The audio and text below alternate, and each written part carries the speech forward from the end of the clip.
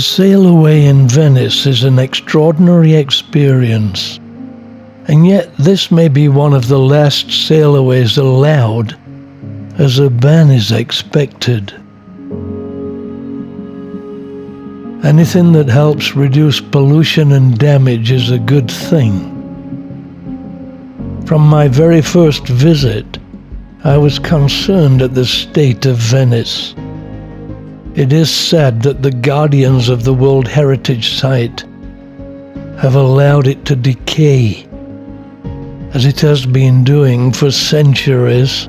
It's even sadder that blame appears to be aimed at visitors and the cruise ships.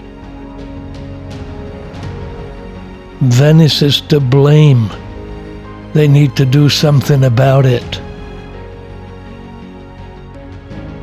After visiting Venice once more, I'm convinced that cruise ships are but one small part of the problem. After all, when Lord Byron wrote his sonnet, An Ode to Venice, in 1819, 201 years ago, long before cruise ships, he lamented that Venice was slowly dying and the Venetians were doing nothing about it.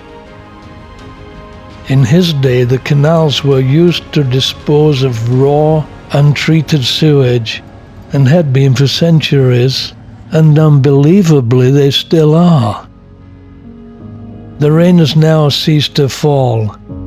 We will sail down the Giudecca Canal and then out into the open sea. Certainly not an easy route, but the Venice authorities planned it this way. The cruise terminal is in the center of the city, not far from the railway station. I would have thought they should have located the port outside of the lagoon and built a railway from it into the city.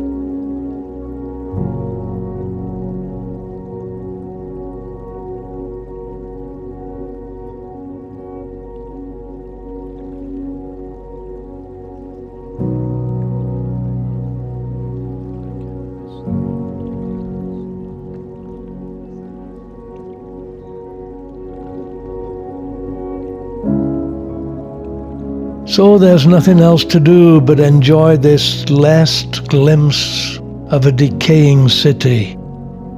It is indeed a sad sight. As we passed by buildings, the paint was peeling off.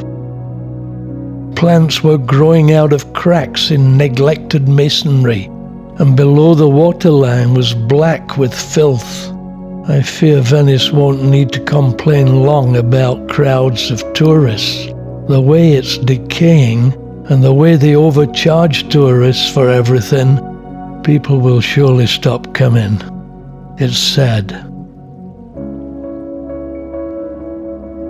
I noticed as we were sailing away that many people were actually observing the amazing spectacle of a majestic cruise ship sailing past and taking pictures of it.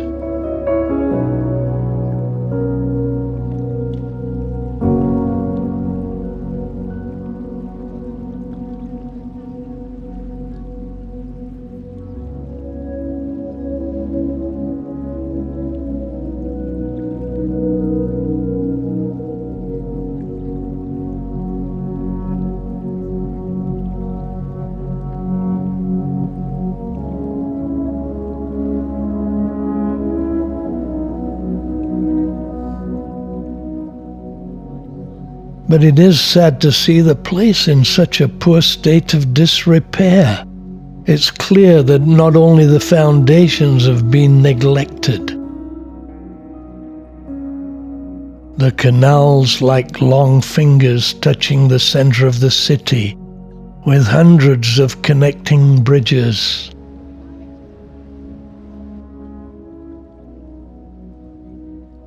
More people enjoying the sight of the ship, everyone looking and taking pictures.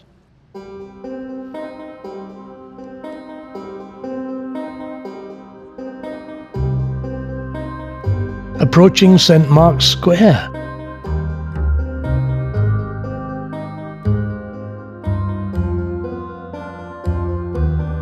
In the distance, industrial Marghera polluting the city. Surprising that it was located only a couple of miles from Venice.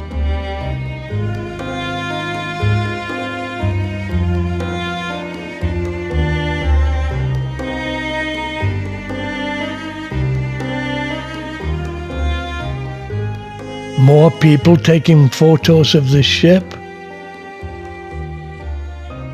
Behind them, an iconic sight.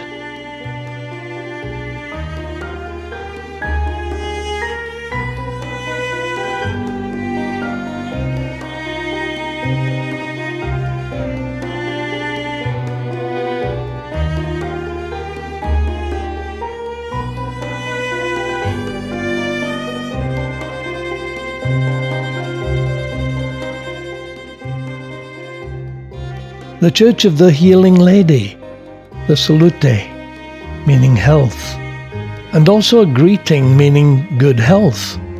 When military personnel salute one another, its origin is to wish them good health.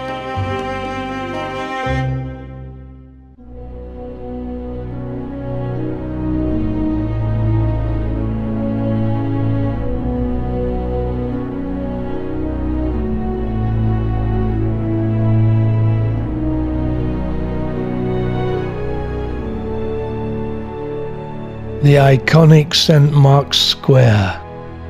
Who was St. Mark?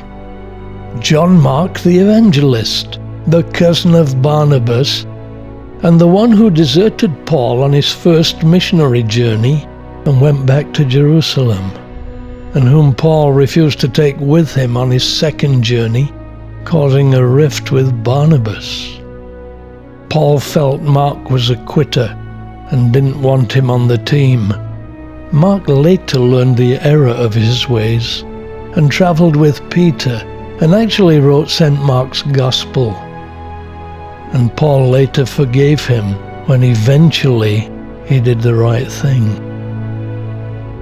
In St. Mark's Square are two columns, the winged lion of Venice on the right and St. Theodore slaying a crocodile to the left. The Doge's palace coming into view.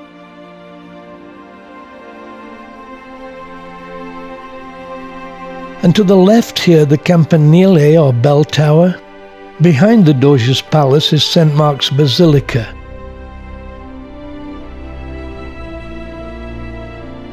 Not very crowded today. As I looked down on the city, I was reminded of Venice's colourful past, when its armies sailed into the Mediterranean and left its mark on so many cities and islands that it conquered. Its architecture prominent in so many places that it colonized. It seems wherever I travel in the Med, there are remnants of Venetian rule.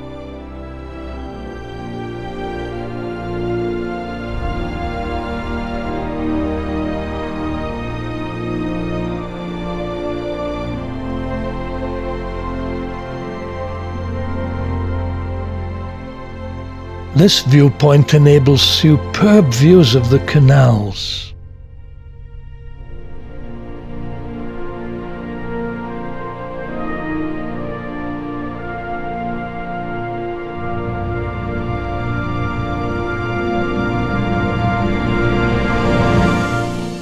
So what is the most iconic view of Venice? St. Mark's Square?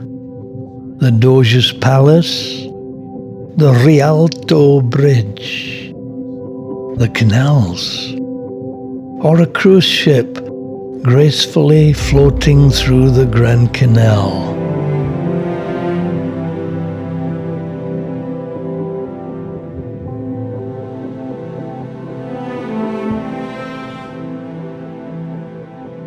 So there we are. I've filmed the sail away for posterity so that millions may enjoy it in future without any damage being done to this iconic city. I may never return, but I made a memory for everybody to safely enjoy.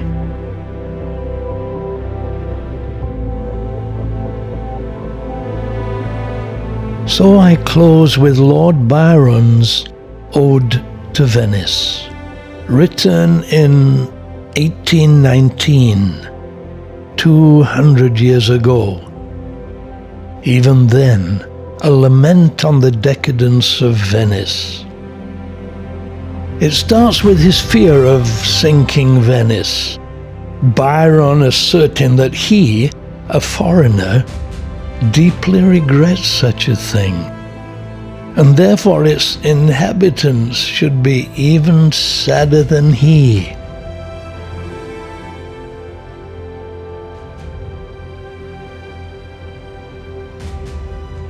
Even then the city was in decay, a great pity, considering its former fame and glory. To quote him, "O Venice, Venice, when thy marble walls are level with the waters, there shall be a cry of nations o'er thy sunken halls, a loud lament along the sweeping sea. If I, a northern wanderer, weep for thee, what should thy sons do? Anything but weep. And yet they only murmur in their sleep." Byron in 1819 observes that Venice is in a deplorable state. Even the tourists greet the monuments as mourners. To quote, "No mellower harvest, 1,300 years of wealth and glory turned to dust and tears, and every monument the stranger meets, church, palace, pillar, as a mourner greets." 200 years later, nothing much has changed. Byron concludes his poem this way: "Beholding with the dark eye of a seer the evil days to gifted souls foreshown, foretelling them to those who will not hear, as in the old time, till the hour be come, when truth shall strike their eyes through many a tear, and make them own the prophet in his tomb. As Venice sadly reverts to the womb."